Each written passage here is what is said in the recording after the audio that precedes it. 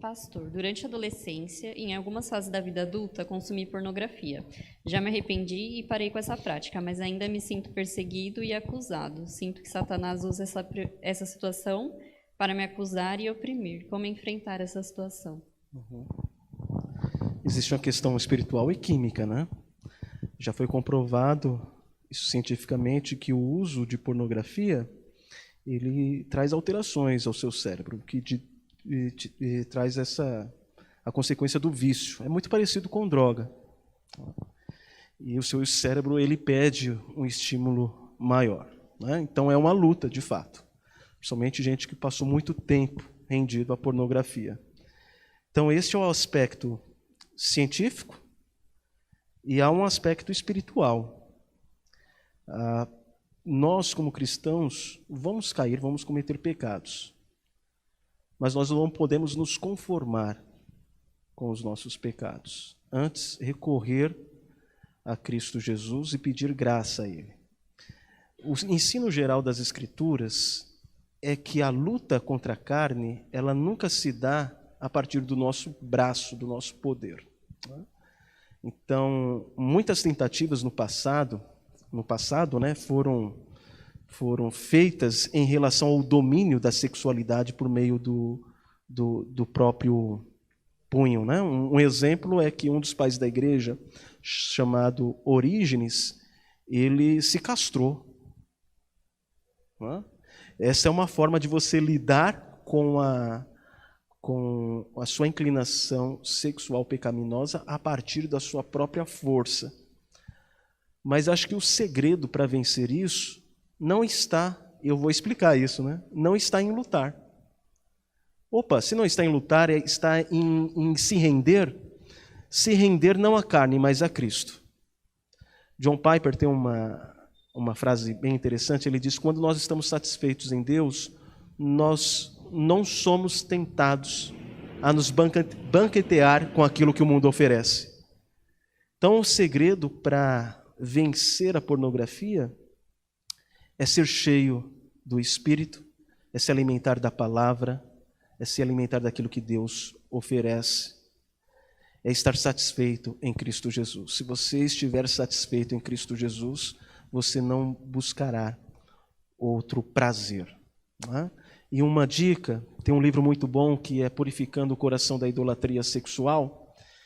Ele ensina você a entender quando você é tentado à pornografia, em que situações. Em síntese, há dois modos de você ser tentado, tanto pela pornografia ou por algum ato sexual pervertido. Você tem um desejo, esse desejo, na Bíblia é chamado de epitemia, que é um desejo desenfreado, e, por vezes, quando esse desejo é frustrado, você quer algo e não tem, você quer um conforto. Então, vou dar um exemplo bem simples. Há muitos homens que confessaram que consomem pornografia quando eles se sentem frustrados no trabalho. Dá para entender isso? Ele tomou uma invertida do chefe, ele está totalmente frustrado. Então, o que ele quer? Ele quer um consolo. Ele recorre para a pornografia. Então é importante você entender que existe um aspecto científico que pessoas que ficaram muito tempo na pornografia se tornam viciadas, isso tem que ser tratado.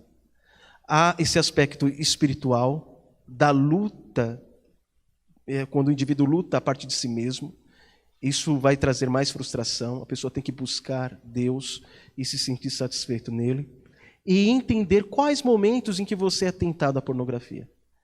Quando você é frustrado, quando você é decepcionado, então você está buscando na pornografia aquilo que só Deus pode te dar. A ideia é, se eu estou sendo frustrado, eu recorro a Deus em oração. E o livro, esse é só um exemplo, mas o livro Purificando-se da Idolatria Sexual, da editora Nutra, ele dá vários exemplos para que você se identifique e você sabendo em que momentos você é mais inclinado à pornografia, você consegue recorrer a Deus antes de cair. Né? Então, se um indivíduo, se você se identificou com este exemplo de ser mais tentado à pornografia quando você é frustrado, quando acontecer alguma frustração, a primeira coisa que você deve fazer é recorrer a Deus, é se alimentar do Senhor, de sua palavra. Do contrário, você vai buscar a pornografia como um ídolo para lidar com as suas frustrações. Né? E, por fim, lembrar-se, Romanos 8, versículo 33. Quem tentará acusação contra os eleitos de Deus, se é Cristo Jesus quem os justifica? Nós somos justificados pela justiça de Cristo. Somos aceitos e amados por Deus por aquilo que Cristo Jesus fez por nós. Então isso significa que nós não vamos nos santificar? Sim, vamos nos santificar. Mas lembrar que mesmo quando caímos, nós não deixamos de ser amados por Deus. Continuamos sendo filhos e aceitos porque o somos por Cristo Jesus. A Bíblia diz que quem peca sexualmente peca contra o próprio corpo. Quem já teve uma vida libertina, tem saída? Sim. Na história nós temos o exemplo de Agostinho.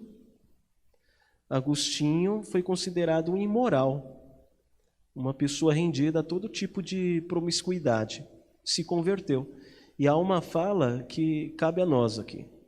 Ele diz que eu buscava na criatura, em mim mesmo, satisfação e alegria, até entender que eu fui criado para ti. E a minha alma andava inquieta, até que ela repousou em ti. Né? Então, Agostinho entendeu a salvação em Cristo Jesus e ele entendeu que o segredo é buscar satisfação no Senhor. Chesterton tem uma frase bem interessante, né? Ele diz assim: todo homem que bate na porta de um bordel está buscando Deus. Aí você fala, que história é essa, né? Mas o que ele está dizendo é que todo homem que bate na porta de um bordel, ele está buscando de alguma forma preencher um vazio, mas que só Deus, o Eterno, pode preencher. Né? Então, é você entender isso.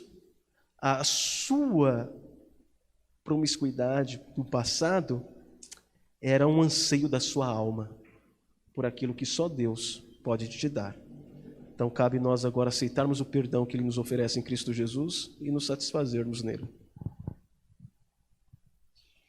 É certo afirmar que o livro de Cantares fala sobre sexualidade? Se sim, como devemos lê-lo e interpretá-lo? É certo afirmar, sim. Veja, o livro de Cantares ele acaba quebrando a nossa tradição católica a respeito de sexualidade. Lembra que eu falei que a Igreja Católica medieval ela foi influenciada pela visão grega de sexualidade, uma visão pessimista a respeito do sexo. Eles ainda continuam, né, com esse pensamento. Sim, as coisas mudaram muito, né? Mas em seus escritos a Igreja ainda sustenta essa ideia de que o sexo ele existe para a procriação. Para a procriação. É um mal necessário. A visão bíblica não. A visão bíblica é muito poética. E a linguagem também é erótica. Né? A questão é, como que eu lido com esse livro? É um livro que você deve ler. Né? Alguém já fala, não, vamos espiritualizar. É tudo sobre a igreja. É tudo o noivo Jesus falando com a igreja. Veja, você pode até encontrar esse aspecto, mas essa não é a intenção primária do autor. A intenção primária do autor é enaltecer o amor conjugal e a sexualidade vivenciada na esfera da aliança matrimonial. Então, como lidar com Cantares? Saiba que Cantares, ele, embora não seja muito indicado para você transformar ele em louvores, né? Vamos cantar aqui, né? Se você canta os salmos, cantar cantares na igreja, só se você distorcer muito para falar de Deus, né? Mas entenda como ali uma expressão inspirada, onde Deus está dizendo, eu te dei um presente, desfrute dele. Olha como que você pode fazer. Não é? Então há ali elementos eróticos, né? Mostrando até mesmo alguns tipos de carícias, né?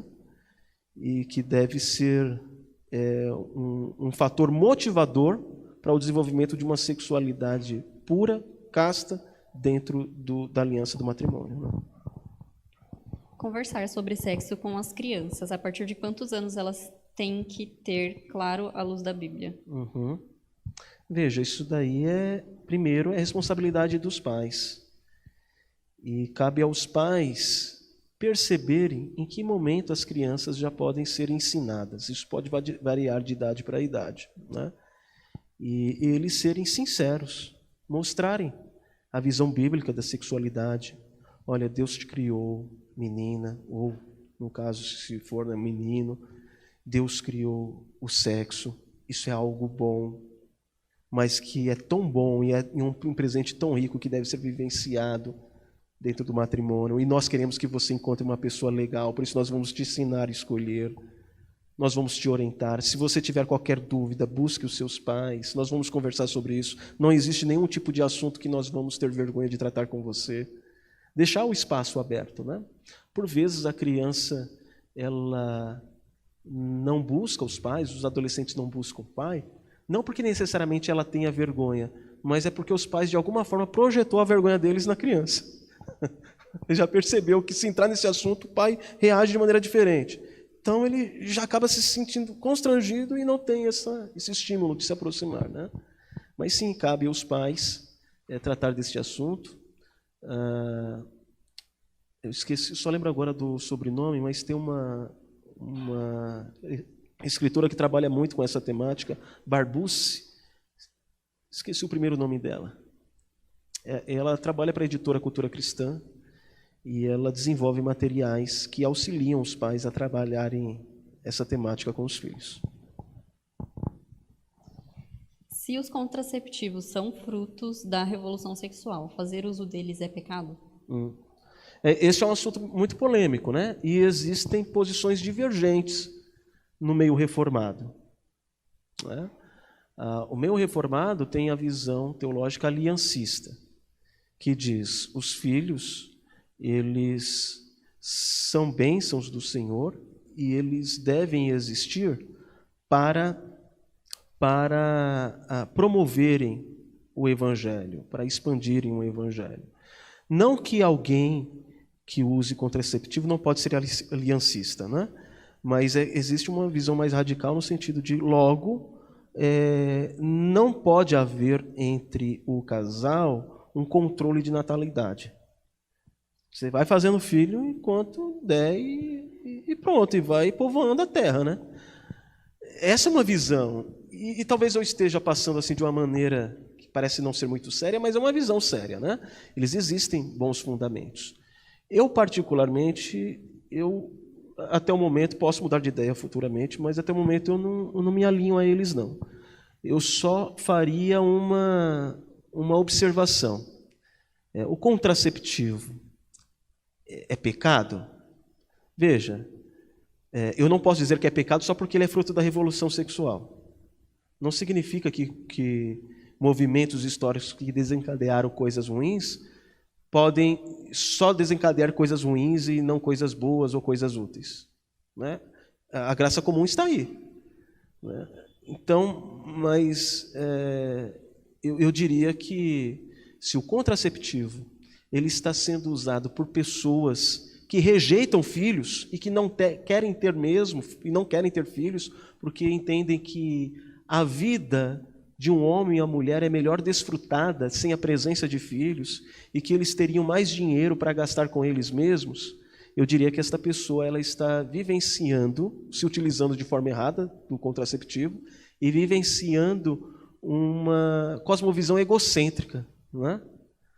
Egocêntrica e destoante das Escrituras que afirmam que filhos são bênçãos de Deus e que são instrumentos para levarem a mensagem do Evangelho, né? Ultrapassando a barreira do tempo, né? O Evangelho ultrapassa gerações e também barreiras territoriais, porque os nossos filhos se espalham pelo mundo, né?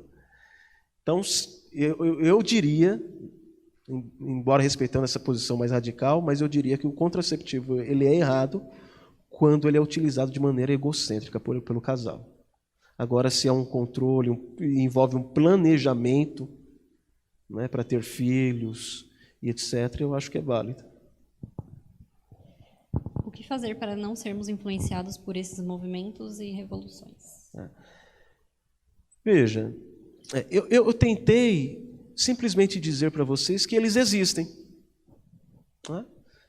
Que as coisas não estão aí por estarem de maneira aleatória. O nosso pensamento em relação à sexualidade foi um pensamento que foi desenvolvido ao longo dos séculos. Então você fala, eu não vou entrar na caixinha da igreja, mas você cai numa caixinha maior, que é essa caixinha mundana, que envolve revoluções, que envolve pensamentos filosóficos, científicos, distantes das escrituras. Né? Então eu acho que a primeira coisa é você identificá-los. É você saber que o argumento do seu amigo que diz, olha, você tem instintos. Né? Imagina só se um animal o reprime. Aí você, opa, ele está sendo naturalista, evolucionista. Ele está dizendo isso porque ele pensa que seres humanos não são a imagem e semelhança de Deus, e sim um animal evoluído. Opa, as escrituras dizem algo diferente disso. Né? Olha, você pode ser o que você quiser ser. Se você tem tendências homossexuais, seja homossexual. É você que dita. Opa, ele está sendo existencialista.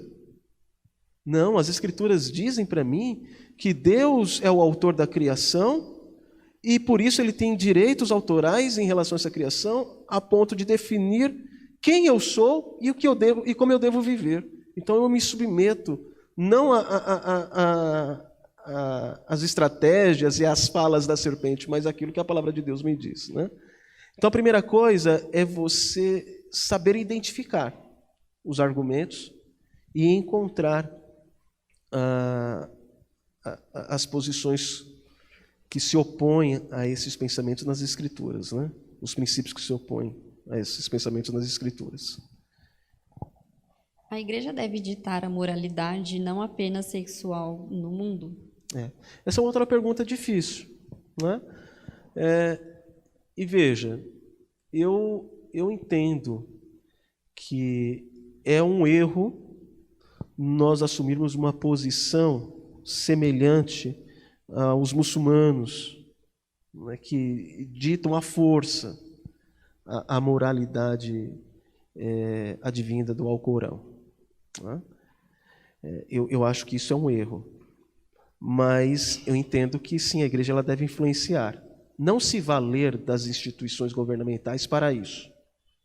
Na teologia reformada, nós temos aquilo que nós chamamos de soberania das esferas. Né? Ou seja, cada esfera é instituída por Deus e ela é soberana naquilo que ela faz. Então, qual é a função do governo? A função do governo, segundo Romanos capítulo 14, né? É reprimir o mal e apoiar o bem. Okay? Não é função do governo ditar a moralidade quanto à sexualidade, biblicamente. Né?